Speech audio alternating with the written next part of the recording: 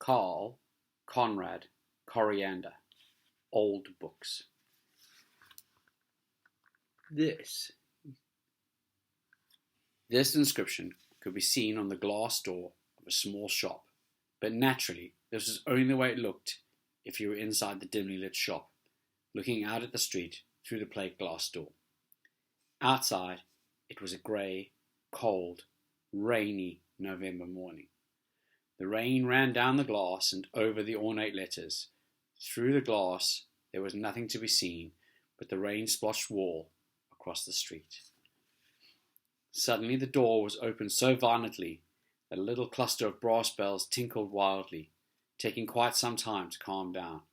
The cause of this hubbub was a fat little boy of 10 or 12. His wet, dark brown hair hung down over his face. His coat was soaked and dripping, and he was carrying a school satchel slung over his shoulder. He was rather pale and out of breath, but despite the hurry he had been in a moment before, he was standing in the open doorway as though rooted to the spot. Before him lay a long, narrow room, the back of which was lost in the half-light. The walls were lined with shelves filled with books of all shapes and sizes. Large folios were piled high on the floor, and on several tables lay heaps of smaller, leather-bound books whose spines glittered with gold. The far end of the room was blocked off by a shoulder-high wall of books, behind which the light of a lamp could be seen. From time to time, a ring of smoke rose up in the lamplight, expanded, and vanished in darkness. One was reminded of the smoke signals that Indians use for sending news from hilltop to hilltop. Apparently someone was sitting there. Sure enough, the little boy heard a cross voice from behind the wall of books. "Do your wandering inside or outside, but shut the door. There's a draft." The boy obeyed and quietly shut the door. Then he approached the wall of books and looked cautiously around the corner. There, in a high, worn leather winged chair, sat a short, stout man in a rumpled black suit that looked frayed, somehow dusty. His paunch was held in by a vest with a flower design. He was bald, except for outcroppings of white hair over his ears. His red face suggested a vicious bulldog. A gold-rimmed pince-nez was perched on his bulbous nose. A pince-nez is like glasses like this, but without the things on the side. He was smoking a curved pipe which dangled from one corner of his mouth and pulled his whole cheek out of shape. On his lap he held a book which he had evidently been reading, for in closing it he had left the thick forefinger of his left hand between the leaves as a kind of bookmark. With his right hand he now removed his spectacles and examined the fat little boy, who stood there dripping. After a while the man narrowed his eyes, which made him look more vicious than ever, and muttered, "Goodness gracious!" Then he opened his book and went on reading. The little boy didn't know quite what to do, so he just stood there, gaping. Finally the man closed his book, as before, with his finger between the pages, and growled, "Listen, my boy, can't abide children. I know it's the style nowadays to make a terrible fuss over you, but I don't go for it. I simply have no use for children. As far as I'm concerned, they're no good for anything but screaming, torturing people, breaking things, smearing books with jam, and tearing the pages. It never dawns on them that grown-ups may also have their troubles and cares. I'm only telling you this so you'll know where you're at. Anyway, I have no children's books, and I wouldn't sell you the other kind, so now we understand each other, I hope." After saying all this without taking his pipe out of his mouth, he opened his book again and went on reading. The boy nodded silently and turned to go, but somehow he felt that he couldn't take this last remark lying down. He turned around and said softly, "All children aren't like that." Slowly the man looked up and again removed his spectacles. "You still here? What must one do to be rid of you, and what was terribly important thing you had to tell me?" It wasn't terribly important," said the boy, still more softly. "I only wanted to say that all children Children aren't the way you said. Really? The man raised his eyebrows in affected surprise. Then you must be the big exception, I presume. The fat boy didn't know what to say.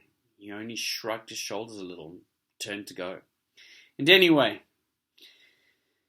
he heard the gruff voice behind him, where are your manners? If you had any, you'd have introduced yourself. My name is Bastian, said the boy. Bastian Balthazar Bucks. It's a rather odd name, the man grumbled. All those B's. Oh well, you can't help it. You didn't choose it. My name is Carl Conrad Coreander. That makes 3 C's. The man grumbled. Quite right. He puffed a few clouds. Oh well, our names don't really matter, as we'll never see each other again. But before you leave, there's just one thing I'd like to know.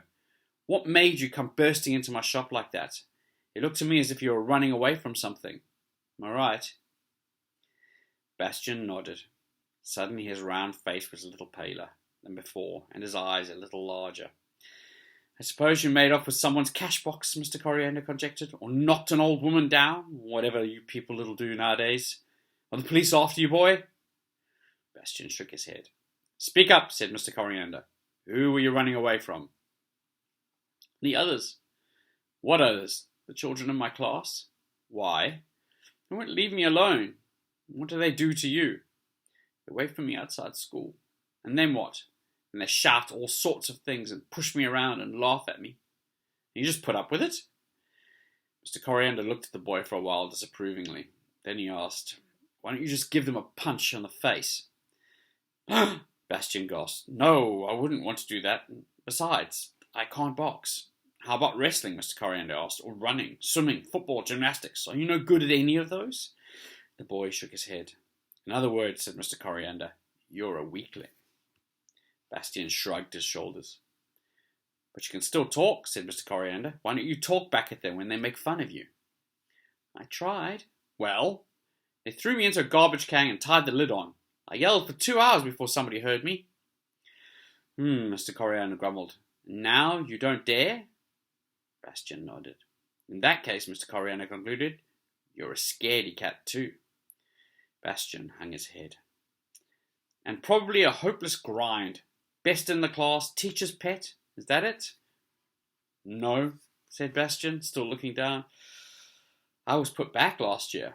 Good Lord, cried Mr. Coreander. A failure. All along the line. Bastian said nothing. He just stood there in his dripping coat, his arms hung limp at his sides. What kind of things do they yell when they make fun of you? Mr. Coreander wanted to know. Oh, all kinds. For instance, namby-pamby sits on the pot cracks up, says namby-pamby, I guess it's 'cause I weigh a lot. Not very clever, Mr. Coreander. What else? Bastian hesitated before listing. Screwball, nitwit, braggart, liar. Screwball? Why do they call you that? I talk to myself sometimes. What kind of things do you say? I think up stories. I invent names and words that don't exist, that kind of thing. And you say these things to yourself? Why? Well, nobody else would be interested. Mr. Coreander fell into a thoughtful silence. What do your parents say about this? Bastian didn't answer right away. After a while he mumbled, Father doesn't say anything. He never says anything. It's all the same to him. And your mother? She's gone. Your parents are divorced? No, said Bastian. She's dead. At that moment the telephone rang. With some difficulty Mr. Coreander pulled himself out of his armchair and shuffled into a small room behind the shop. He picked up the receiver, and indistinctly Bastian heard him say his name. After that, there was nothing to be heard but a low mumbling. Bastian stood there. He didn't quite know why he had said all he had, and admitted so much. He hated being questioned like that. He broke into a sweat as it occurred to him that he was already late for school. He'd have to hurry. Yes, he'd have to run, but he just stood there, unable to move. Something held him fast, and he didn't know what.